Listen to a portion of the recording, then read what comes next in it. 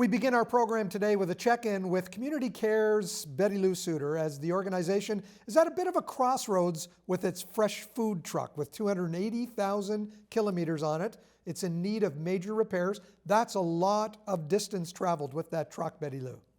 Oh, it certainly is. And, we're so grateful to the Wise Guys charity that gave us that truck many years ago in memory of Chuck Smith, who was, as we all know, was one of the founders of the Wise Guys. And it serviced us well. I think we can put some Band-Aids on and let it limp along for a little bit further. But realistically, given the demand that we have right now, we felt it was timely that we needed to replace it as our workhorse. And hopefully the Wise Guys one will still be able to keep it for the busy seasons. We were so excited when we had the opportunity to apply to Food Banks Canada, and they had a grant for replacement of things like that. And it was a great opportunity for us to get to the next step with this.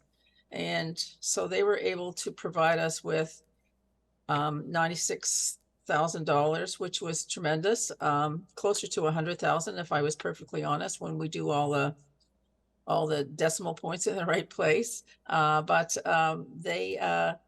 they agreed to help us get a new vehicle, recognizing the volume that we have and the importance.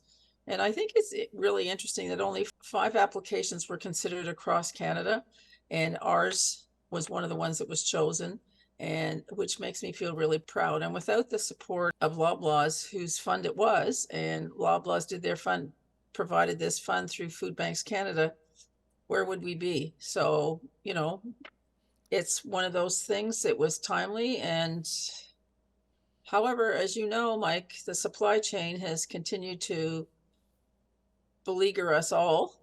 And so we had ordered this truck close to a year and a half ago. So we're looking forward to receiving it sometime in mid-December. And it's going to give us the great ability to work with Feed Niagara to deliver the food to the people that need it the most, and transport from the pickup and the delivery and getting it to where it has to be. And we're also grateful to the Niagara Golf Marathon, who, because you could imagine these trucks are very costly, and that Niagara Golf Marathon has been supporting Community Care, and they're going to support the refrigerated box on the back. So it's a combination of a project, with the majority of it coming through the Loblaws Fund, but also includes Niagara Golf Marathon, which is a really nice partnership. And it's very exciting, I can tell you that, because through Feed Niagara, as you know, we have 10 food banks that are working together. I'll be able to help them and manage some of the pickups and the deliveries that the smaller ones can't do. We do it already, but we're going to be able to do it a little bit better moving forward, Mike. So it's really interesting times for us, and we're very grateful for this support. That's great news, some fantastic news, and holiday season is just around the corner. So let's talk about some of the things that we expect to hear from Community Care once December hits. Our numbers are up. I think we're no different than anybody across Canada who is in the food security business. Our usage is up 33%. So that means that people are coming more often than they have in the past. Our actual registrations are up approximately just shy of 20%, but the usage is up 33%. Wednesday last week, we had 165 units of service, which means 165 people came. That's not the number of people it reached, but the actual units of service that we provided food security to was 165 households. So, that's significant. Christmas registrations are up as well.